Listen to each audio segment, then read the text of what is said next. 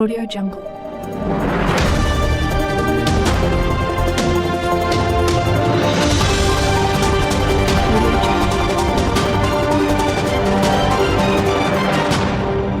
बिस्मिल्लाहिर्रहमानिर्रहीम।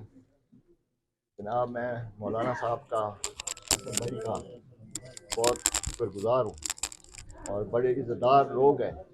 हम भी इज़्ज़तदार लोग हैं, हमारा साथ बनता है एक दूसरे के साथ। आज हम ऐलान करते हैं कि हम मौलाना साहब के साथ शाना बशाना ठहरेंगे और इंशाअल्लाह ताला पूरे ज़िले में अपने दोस्तों के साथ इनके साथ ठहरेंगे।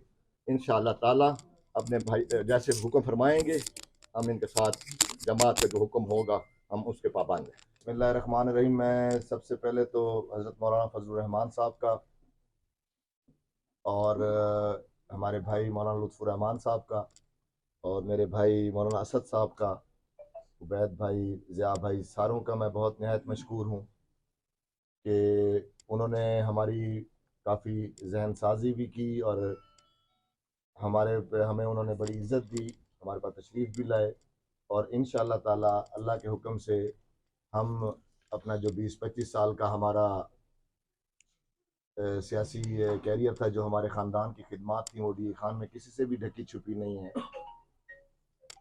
चाहे वो इलेक्शंस के हवाले से हों या डी खान एज अ डेरेवाल जो हमारी खिदमत है।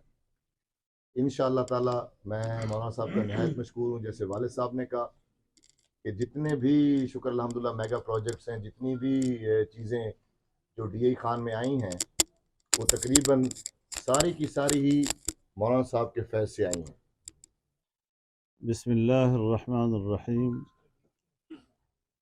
नहमदुहु व नुसल्ली अला रसूलिहिल करीम। आज का दिन इस लिहाज से बड़ा अहम है और इंशाअल्लाह तारीख़ के सफ़हात पर खूबसूरत अल्फाज के साथ लिखा जाएगा।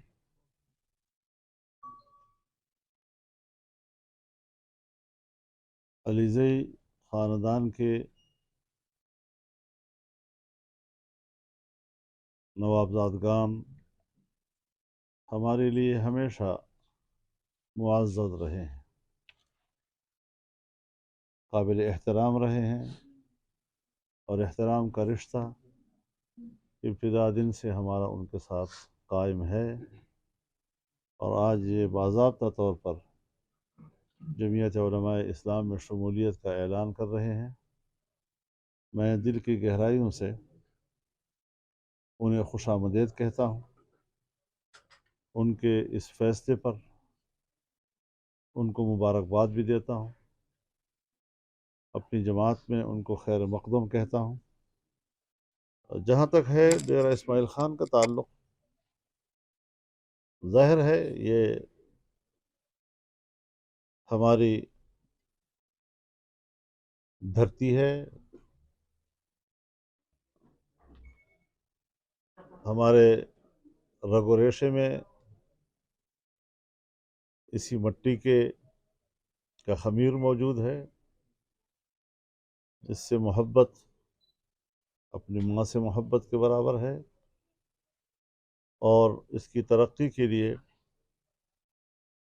ये हम नहीं बल्कि हकीकत ये है कि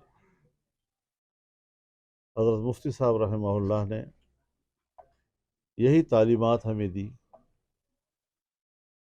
कि गरीब को गरीब रख कर अपने दरवाज़े का भिखारी बनाना, इस नज़रिए को ख़त्म करना है और ख़ित्ते को इतनी तरक्की देनी है कि आम आदमी अपने पाँव पे खड़ा हो सके। अच्छा मौलाना साहब, पीडीएम की हुकूमत विफाक में है इस वक्त और सूबाई हुकूमत कह रही है कि विफाक जो है सूबे के बकाया जात अदा नहीं कर रहा है, सूबा डिफाल्टर हो गया। तो सर इस हवाले से क्या कहेंगे, क्या वाकई विफाक सूबे के बकाया जात अदा नहीं कर रहे अपनी हैं? नाकामियों को हमारे सर न थोपें। विफाक जब आपके पास था तो हमारे पास स्टेट बैंक में 24 अरब डॉलर का ज़खायर थे। जब इनके पास आया तो ये जाते हुए $2.5 अरब छोड़ गए। तनख्वाहों के पैसे हमारे पास नहीं थे, अब दोबारा 7-8 अरब तक हम पहुंच गए हैं। और इन्होंने जो है कर्ज़ों पे कर्ज़े लेकर पहले वफाक की सतह पर मुल्क को तबाह बर्बाद किया, और पूरी तारीख में पाकिस्तान ने इतने कर्ज़े नहीं लिए थे जो उन्होंने 3 साल में लिए। अब MMA के ज़माने के कर्ज़े आप देख लें, उसके बाद ANP की हुकूमत आई, उसके कर्ज़े देख लें, और फिर उसके बाद आप इनके इन 3 सालों में 7 सालों में जो कर्ज़े लिए हैं वो देख लें, आसमान ज़मीन का फ़र्क है। तो इस तरह मुल्क को कंगाल करना और दूसरों के ऊपर थोपना, वो समझे बात कि आज भी तमाम तरक्याती मंसूबे जो आपके सूबे में जा रहे हैं और मेगा प्रोजेक्ट जा रहे हैं, वो आज भी आपकी विफाकी अखराजात से हो रहे हैं, सूबाई अखराजात से नहीं हो रहे हैं।